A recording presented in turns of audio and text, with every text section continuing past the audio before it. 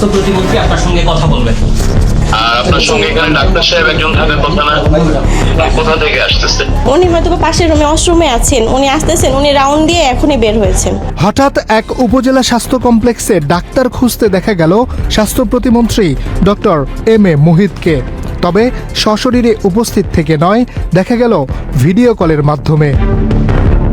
সিলেটের সীমান্তবর্তী জকিগঞ্জ উপজেলা স্বাস্থ্য কমপ্লেক্সে হঠাৎ ভিডিও কলে যুক্ত হয়ে তিনি হাসপাতালের চিকিৎসা সেবা কার্যক্রমের খোঁজ খবর নেন।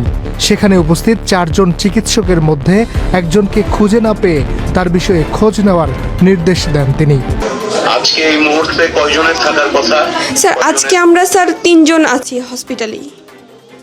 আচ্ছা, আরেকজন উনি কোথায় আছেন? স্যার আমার তো সকাল থেকে ফোনে কথা হয়নি ওনাদের সাথে, তো আছেন, হসপিটালেই আছেন।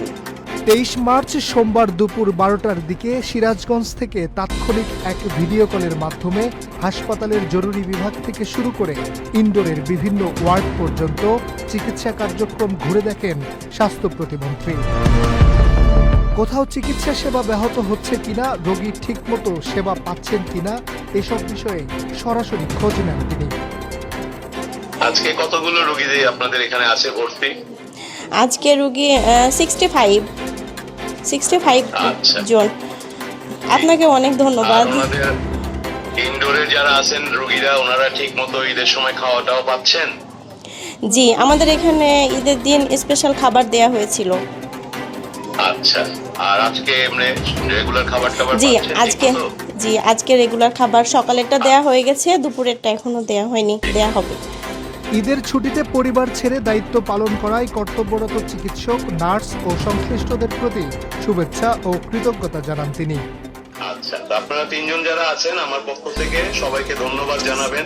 Thank you, এবং sir. আপনাদের যারা স্টাফ আছেন, শুধু তো ডাক্তার নার্স জি না, স্যার, আমাদের জি স্যার, হাসপাতালে হ্যাঁ যারা অবশ্যই, জি পরিচ্ছন্নতা স্যার। কর্মী থেকে শুরু করে বাকি সবাইকে আমার পক্ষ থেকে একটা ঈদের শুভেচ্ছা জি জানাবেন। স্যার, আপনাকেও স্যার ঈদের শুভেচ্ছা। তৃণমূল পর্যায়ের চিকিৎসা সেবা কার্যক্রম সচল রাখতে সংশ্লিষ্টদের প্রতি নির্দেশনাও দেন। চিকিৎসকদের মনোবল বাড়াতে স্বাস্থ্য প্রতিমন্ত্রী বলেন, আপনারা এই দুর্গম এলাকায় মানুষের ভরসা, আপনাদের ত্যাগের কথা সরকার জানে। ভিডিও কলের মাধ্যমে তিনি জরুরি বিভাগের নার্স ও চিকিৎসাধীন রোগীর সঙ্গেও কথা বলেন এবং তৃণমূল মানুষরা যেন সঠিক সময়ে চিকিৎসা সেবা পায় সে বিষয়ে সংশ্লিষ্টদের কঠোর নির্দেশনা দেন। ঈদের এই ছুটির মধ্যেও তৃণমূল পর্যায়ের হাসপাতালগুলোর চিকিৎসা সেবা কার্যক্রম সচল রাখতে সরকারের এই নজরদারি অব্যাহত থাকবে বলেও জানান প্রতিমন্ত্রী।